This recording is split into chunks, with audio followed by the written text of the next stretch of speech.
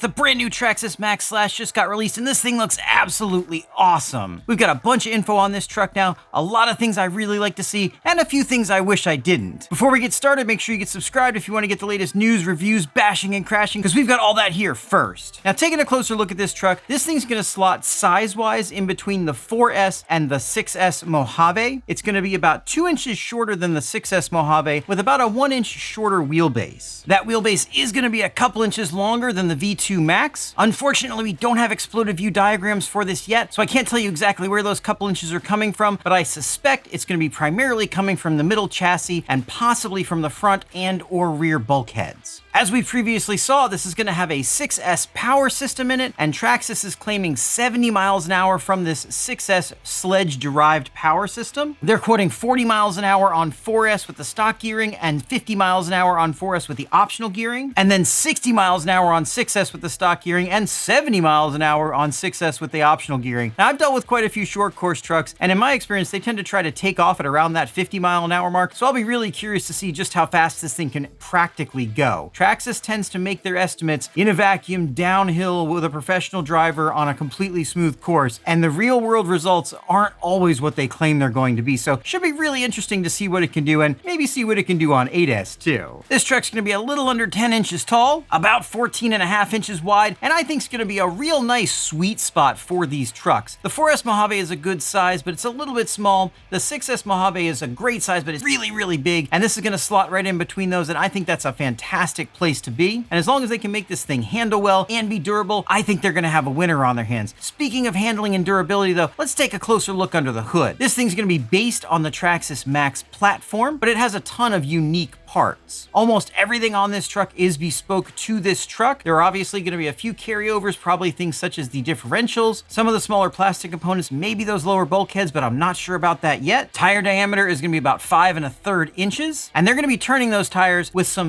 new axles that are not quite what I was hoping for, but are still better than the plastic axles on the Max. So these are going to be a composite axle, which means plastic, but they're going to have embedded steel U's on the ends, which should reinforce those ends, which are the most likely places to break anyway. Will that be able to hold up to 6S power? Will it be able to hold up to 8S power? We're just going to have to find out. Now, this is also going to be running the 2090 servo, which is an okay servo, but obviously a lot of us are probably going to want to upgrade that servo. We'll have to see just how durable it is in this application. They're claiming that the differentials are going to be limited slip. I don't think Traxxas has had any limited slip differentials, so maybe this is some new secret sauce, but given their marketing terminology with torque biasing and other things, they might be saying limited slip just because it has differential fluid in it. Again, we'll have to find out about that one. Handling is going to be another thing I'm really interested to see. This thing's going to have a low center of gravity chassis, and it's going to be using the same basic shocks and suspension layout as the Max. And that's a little bit concerning because the Max handles like a block of concrete, but of course, geometry and tuning play a huge role in that, so hopefully this thing will handle because the Mojave, both 4S and 6S, handle very, very well. The arms they're going to be using look very similar to the Max V1 arms, so I suspect they might be the same, which if they are, that means we might be able to get a good deal on some of those previous generation steel CVDs that no one really uses anymore. Powering this, like I said, is going to be that VXL 6S system. Unfortunately, it appears as though the motor mount is exactly the same as it is in the Max, which is okay, but as a lot of us have experienced, it's not the best design. I would have liked to have seen an update with that. This truck's going to have the same basic clipless body design as the XRT, which I think is a fantastic option. However, there were a few people that pointed out that they'd really like to be able to change the body height on their short course trucks, which is going to be pretty difficult to do with this. So if you're the kind of person that wants to be able to adjust your body height, run different bodies, this might not be a good option for you. But for those of us that don't mind the stock body, don't mind the stock height, this clipless system works really, really well. Moving out to the ends, we've got big beefy bumpers that should hold up really well, as well as an adjustable wheelie bar, which is nice to see. We didn't have one of those in the Max. And then of course we've got those belted short course truck tires. I think belted tires are a good option for this. You're not going to be doing a bunch of backflips and stunts, so you really don't need the ballooning that non-belted tires can give you. So this should be a really good option for high speed. Of course, like Traxxas has been doing with a lot of their new vehicles, they've got a full range of upgrades that are going to be available for this. Some of these upgrades are obviously going to be coming straight from the Max. Of course, we've got motor mount accessories, lights, hubs, knuckles. They're upgraded servos, which isn't something I would personally recommend. I think going with something like a Power Hobby 729 is your best bet for the price. And I'm sure they'll have a whole bunch more accessories coming down the road to get a little bit more of that money out of you. Now, speaking of money, this thing's going to be $700, which is a whole lot of money, but kind of exactly what I was expecting it to be. This thing is going to be fairly close to competing with the Mojave. The Mojave is obviously cheaper, but Traxxas does tend to charge more for their vehicles, so again, not really surprised about this price. This thing's gonna be available in 4 different colors. You've got your rock and roll, and then a classic looking red, green, and blue. Which one of these colors do you guys wanna get? I'd like to get my hands on the rock and roll one, but some of those classic ones look really good too. Why don't you let me know down in the comments? I respond to every single comment you make, so I'd love to hear from you. And why don't you check out one of these videos?